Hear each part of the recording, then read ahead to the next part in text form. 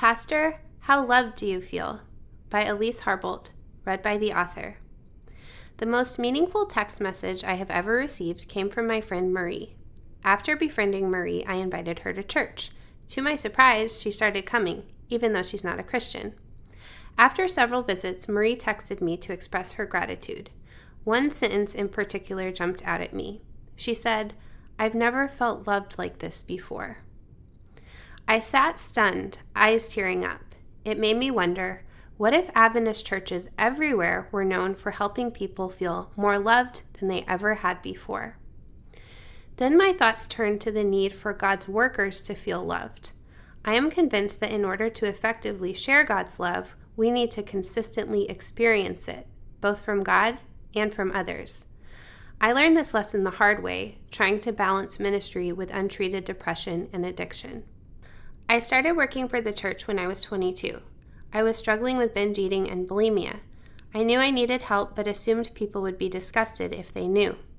So I tried to numb my shame with a frenzy of ministry activity. I experienced the painful isolation that comes from trying to minister to others without allowing God and others to minister to me. In time, God blessed me with a strong and lasting recovery, and I found several people I felt safe confiding in. But because of my experience, I feel pained when I think of those in ministry who do not have the friendship, support, or loving accountability they need. Research indicates that pastors and church leaders are extra vulnerable to loneliness, burnout, and hidden shame. Consider the following results from a 2014 survey of Adventist pastors in North America. 49% of pastors reported struggling at times with anxiety or depression.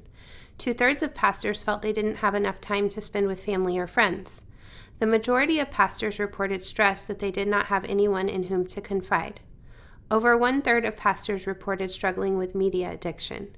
About 1/3 of pastors admitted struggling with pornography. 2/3 of pastors reported stress about prioritizing personal devotions. A 2013 survey of 4,260 Adventist pastors in all 13 divisions revealed several stressors. 40% of pastors felt they did not have enough time to do their necessary work. 23% of pastors reported occasionally wanting to leave the ministry. 25% of pastors reported feeling discouraged and uncared for. Sometimes good ministry means sharing bread with the hungry, preaching eloquently, or going the extra mile for a church member. But other times, good ministry means spending time with supportive friends, establishing healthy boundaries, or slowing down long enough to experience God's healing presence. It means reading the Bible for personal encouragement and guidance, not just sermon preparation. In moments of discouragement or failure, good ministry might mean reaching out to a friend, mentor, or counselor and saying, "Something is wrong. I need help."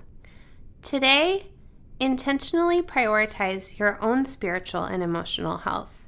Set aside a few moments, ask for the Holy Spirit's guidance, and honestly reflect on the following questions. 1. What barriers are preventing me from experiencing God's love more fully? This could be overwork, inadequate time with God, addiction, shame, etc. 2. What steps can I take to remove these barriers? 3. What barriers are separating me from the support and accountability I need from others? This could be shame, not wanting to be a burden, busyness, etc. 4. What action steps can I take to get the ongoing support and accountability I need? In the words of Ellen White, quote, "The power of love was in all Christ's healing, and only by partaking of that love, through faith, can we be instruments for his work," end quote. May we, along with those we serve, be able to say, "I've never felt loved like this before."